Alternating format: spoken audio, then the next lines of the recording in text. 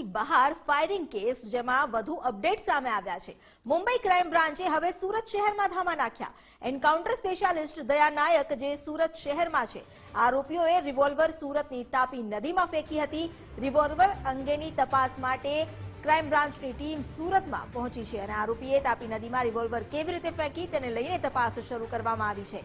અલગ અલગ ટીમો દ્વારા ચેકિંગ કરવામાં આવી રહ્યું છે। મુંબઈ ક્રાઇમ બ્રાન્ચે અનમોલ બિશ્નોઈને વોન્ટેડ જાહેર કર્યો છે। અનમોલ બિશ્નોઈ હાલમાં કેનેડા અથવા અમેરિકામાં હોવાની આશંકા છે। મુંબઈ પોલીસ લોરેન્સ બિશ્નોઈની પણ કસ્ટડી માંગી શકે છે।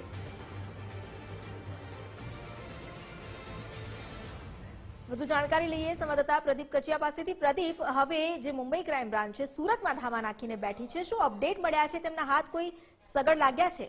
બિલકુલ અમિતા, 14 એપ્રિલના રોજ સલમાન ખાનનું ઘર જે છે ગેલેક્સી એપાર્ટમેન્ટ, તેની બહાર ફાયરિંગ કરવામાં આવ્યું હતું અને ફાયરિંગ થયા બાદ 16 તારીખે આ બંને આરોપીઓ જે છે તેની ભુજમાંથી ધરપકડ કરવામાં આવી હતી।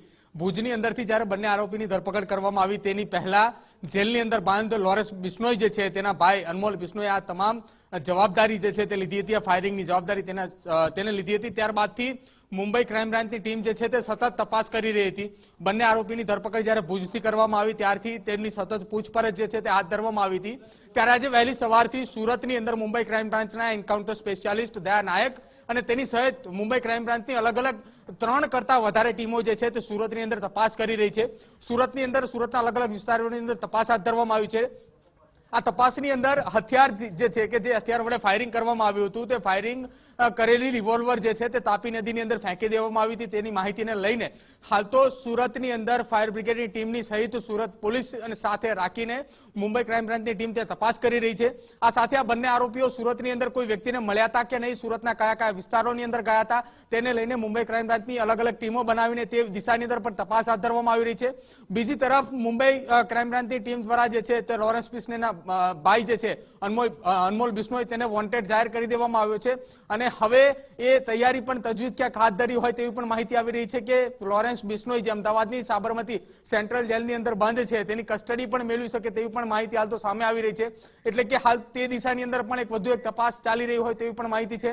સાથે જો સુરતની અંદર તાપી નદીની અંદરથી રિવોલ્વર મળી જાય છે અને સાથે અન્ય કોઈ વ્યક્તિની સાથે સુરતની અંદર કોઈ કનેક્શન સામે આવે છે તેની તપાસની સાથે સાથે ભુજની અંદર પણ ક્યાંક તપાસ શરૂ કરવામાં આવે તેવી પણ માહિતી છે। કેમ કે ભુજની અંદર એ બંને આરોપીઓ જે છે સાગર પાલ અને તેની સાથે એક અન્ય આરોપી જે હતો તે બંને આરોપીઓ ભુજની અંદરથી જ્યારે તેમને પકડવામાં આવ્યા તો ભુજની અંદર કોની સાથે રહ્યા હતા, કોને તેમને ત્યાં રહેવા માટેની અથવા ત્યાં છુપાવવા માટેની ત્યાં વ્યવસ્થા કરવામાં આવી હતી તે દિશાની અંદર પણ તપાસ હાથ ધરે તેવી પણ શક્યતાઓ છે। પરંતુ હાલ મુંબઈની ટીમ જે સુરતની તાપી નદીની આસપાસ અને સુરતના જે વિસ્તારોની અંદર જે તપાસ હાથ ધરવામાં આવી રહી છે તે તપાસની અંદર મુંબઈ એન્કાઉન્ટર સ્પેશિયાલિસ્ટ દયા નાયક જે છે તે ત્યાં હોવાના કારણે હાલ તપાસ જે છે તેની સાથે સાથે ત્યાં અન્ય અધિકારીઓ પણ જે છે તે પણ ત્યાં તપાસમાં જોડાઈ ચૂક્યા છે। જી બિલકુલ, તો અત્યારે જે તપાસ ચાલી રહી છે, પ્રદીપ આપ જોડાયેલા રહેજો, વધુ કેટલીક વિગતો મેળવીશું, પરંતુ અત્યારની વાત